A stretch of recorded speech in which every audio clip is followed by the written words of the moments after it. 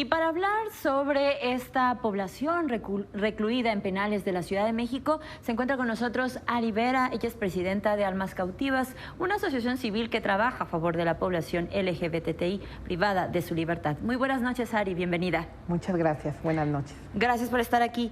Ari, desde hace 5 años trabaja esta organización, recién celebraron su aniversario. ¿Qué es lo que han hecho a lo largo de todos estos años y cómo observaste a la población, a la comunidad LGBTI cuando tú estuviste, incluso, ¿no? Estuviste en centros de reclusión, es de ahí donde surge, ¿no? Y a 5 años, ¿cómo lo ves? Platícame sobre ello. Pues, por fortuna, la verdad es que veo a 5 años un panorama mucho alentador. Ha crecido, ha mejorado las situaciones. Hoy tenemos unos centros penitenciarios con mayor respeto hacia la identidad de género de las personas trans. Falta mucho por trabajar, pero tenemos pasos agigantados, ¿no? Ha cambiado mucho de hace 5 años a cómo se encuentran los centros penitenciarios. Hablando de Ciudad de México. Hablando de Ciudad de México, por supuesto, porque si nos ponemos a hablar de otros estados de la República en donde ni tan siquiera quieren mencionar el acrónimo LGBT, pues no me quiero imaginar cómo se encuentran las personas trans o las personas LGBTI privadas de la libertad. La Ciudad de México ha tenido estos avances, hemos tenido el acercamiento con la subsecretaría del Sistema Penitenciario, y que la misma subsecretaría en algún momento fue muy, por decirlo, honesta consigo mismo al decir, no conocemos del tema, ¿qué hacemos? ¿No? Y a partir de ahí, cuando alguien te dice, no conozco el tema, se pueden construir muchas cosas. Y es como Almas Cautivas construyó. Ari, pero ¿qué es lo que ustedes hacen? Platícame, ¿qué es lo que les dieron oportunidad de hacer en estos centros penitenciarios? ¿Cómo se ayuda a la comunidad LGTBI? Pues mira, principalmente comenzamos hace 5 años con un programa que se llama Alma Generosa, y este programa lo que hace es que atiende de manera asistencial a la comunidad LGBTI.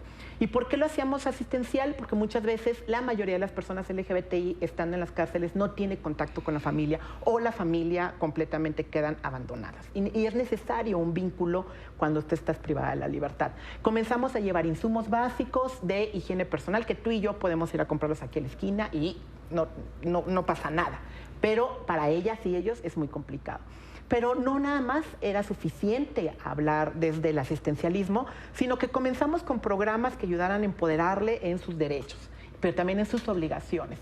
Cómo defender su identidad, cómo defender su propia orientación ante situaciones difíciles con la misma institución, pero también con el resto de la población penitenciaria. Entonces comenzamos a ver que no nada más teníamos que comenzar a crear programas. Y después de estos talleres de derechos humanos, de salud, de procuración a sí mismas como personas, comenzamos a hablar también sobre emprendimientos, cómo generar emprendimientos dentro de la cárcel que pudieran tener una autonomía económica, ¿no? Porque lo que te repetí al principio, este abandono familiar y social que muchas veces afecta en el cuerpo, en el alma, en el espíritu de las personas que están privadas de la libertad. Y así hemos hecho muchos programas que, por fortuna, han mitigado hasta la propia percepción de la discriminación en los centros penitenciarios, según la encuesta, la última encuesta de COPRED del 2017 sobre el efecto de discriminación en la Ciudad de México. Entonces, Ari, antes, ¿qué es lo que ocurría cuando ingresaban estas personas? Y ahora, bueno, hay muchos aspectos, ya platicábamos, ¿no? El hecho de cuestiones tan básicas de si se les permite o no se les permite usar sostén, situaciones de libre desarrollo, pues, de su personalidad. Correcto. Mira, antes, lo primero que hacían es, el problema era el letrero. El letrero afuera del centro penitenciario decía reclusorio preventivo varonil.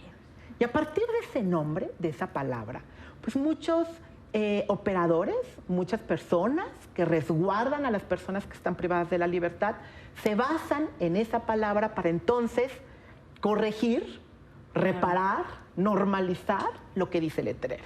Y en ese sentido, las mujeres trans eran las más afectadas. Claro. ¿En qué sentido? En cortarles el cabello, hay casos terribles, no en la Ciudad de México, sino en otros estados, en donde muchas veces les extirpaban, por ejemplo, las hormonas, y si tenían algún busto por la hormona, pues claro, les ponían inyecciones para que este líquido se evitara, se derramara y pudieran entrar a la cárcel sin causar tanto escándalo. ¿Y eso se ha transformado sustancialmente? Por supuesto, bastante. La verdad es que bastante. Hoy a mí me da mucho gusto revisar listas de pases de listas o pases cuando mandan a llamar a las personas a talleres o a darles un certificado. Hoy comienza a ver en estas listas el nombre reconocido como se adscriben las personas, claro, o el nombre jurídico también. Si hay chicas trans que se hacen llamar como un nombre femenino, así se les llama ahora. Y la identidad también es respetada. Tenemos chicas claro, trans con el cabello largo, tenemos chicas trans que pueden expresar su identidad. Todavía falta mucho, todavía no está en un papel, y eso es lo que necesita Alma, trascender, porque todavía queda en buena práctica o a la discrecionalidad de las personas. Y si hay una persona que está inmersa en su prejuicio, claro, en el estigma, pues claro que toda la institución recae, ¿no? Algo que no se puede garantizar. Exacto. Eso es en Ciudad de México. ¿Pero qué ocurre en el resto de los estados? ¿Un estado en particular que te preocupe? Pues mira, me preocupan los estados conservadores, ¿no? Estos estados donde no se quiere hablar del término LGBTI y pues mucho más que está pasando en las cárceles, ¿no? Claro.